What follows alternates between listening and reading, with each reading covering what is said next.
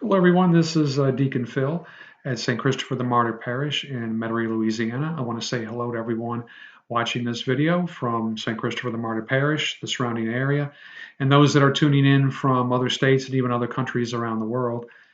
We send our love to you. I know Father Raymond, our pastor, sends his love to family and friends in Nigeria and over in England and Italy and other areas.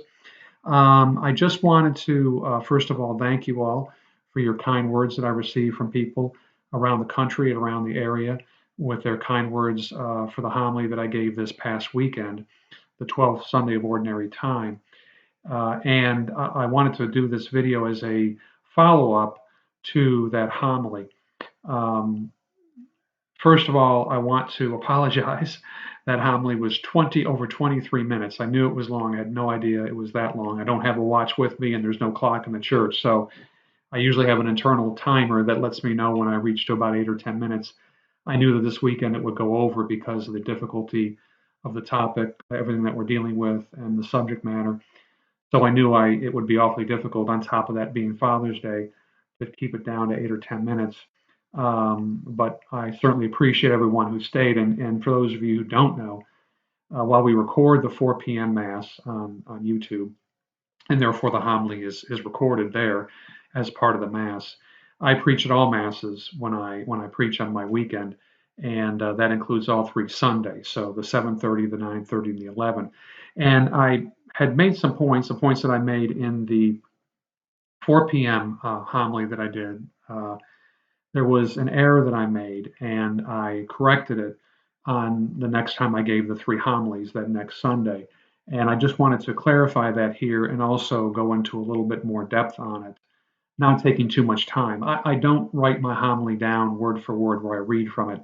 I take bullet points and notes, and then I sort of just go and allow the Spirit to flow. And so sometimes one homily may have a little bit more of an emphasis on something than another. So I wanted to just make a little correction since the 4 p.m. was recorded, just so that I would make sure the correction I had made in the other three homilies that I gave on Sunday, I could match that. I was talking about institutional racism, if you remember, and how that gets me angry because I know what the purpose is when people throw around the term institutional racism, that somehow our country was founded on racist principles and racist individuals, and we need to destroy everything of our history and of our past. And it's just absolutely, if they, I would say it's laughable, but unfortunately, it's having serious consequences that people are actually believing that. But I thought again that the main tenor I wanted to have in my homily was one of unity and love, that we can't allow ourselves to get into arguments. We'd like to explain our points and try to have a conversation with people to try to have them understand where we think we are right and where we think things need to be clarified and corrected. And of course, institutional racism is something that I just reject from the standpoint of it being something in our founders and our founding documents. And as proof of that, of though wanting to keep the unity, that we can disagree on something but still maintain unity and love, I said, well, okay, let's look at institutional racism. Maybe it really does exist, but let's talk about where it might really exist. And I gave three examples, and one of them, where I would believe if you want to talk about institutional racism, that I think if you're serious about it, what we need to look at is the school system in this country. And I talked about how, looking back in the late 1800s, early 1900s, there were four high schools in Washington, D.C. Three were all white and one was all black. That was Dunbar High School.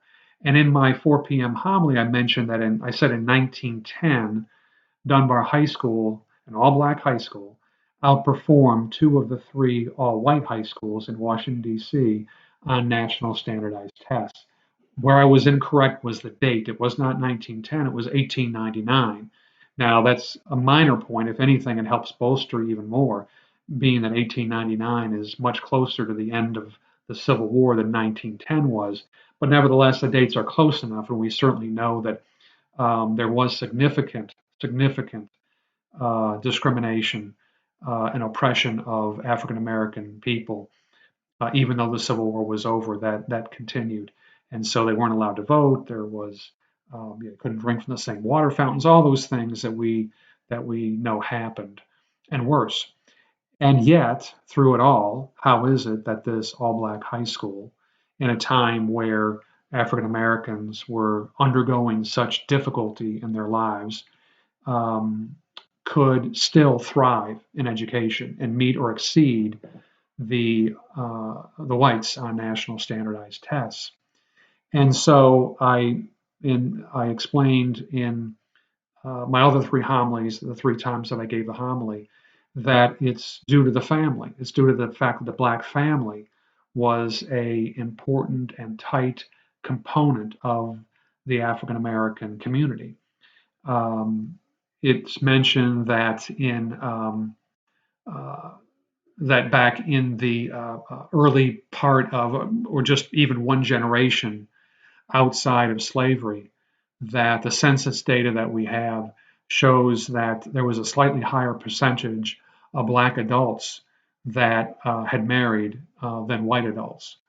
And so they were marrying more, and so they were the family was tight. Two-parent homes was a strong reality in the African American community, and I think a lot of that is attributed to the Christian foundation of the African American culture here in America and in their families. And so they had a strong faith, and they had strong families.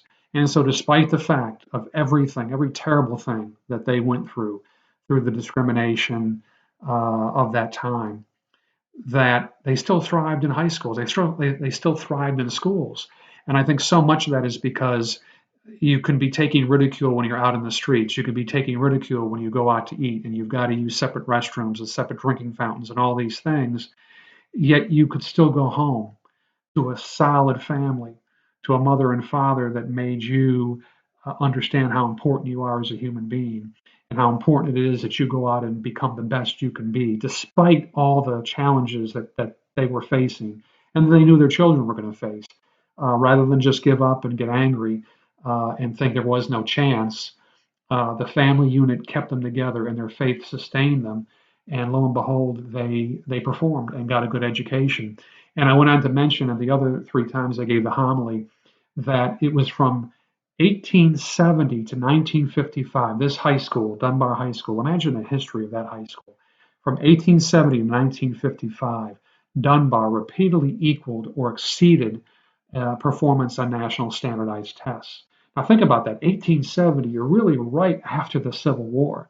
And from 1955, and we can think about all the injustices that African Americans and their communities had to put up with during those times, and yet they consistently equaled or exceeded on the national standardized tests.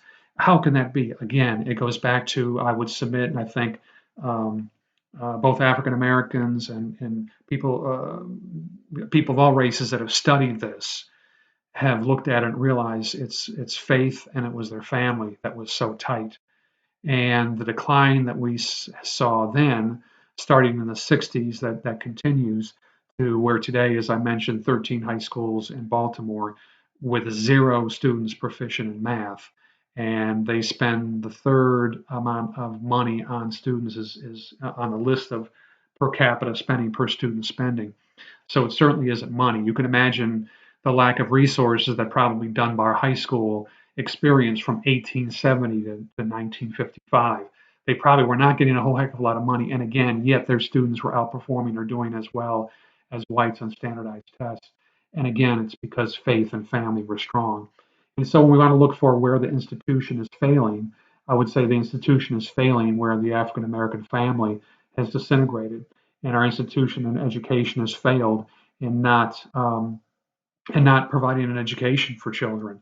So I just wanted to make that clarification and just add that point that it's the strength of their faith and the strength of the family.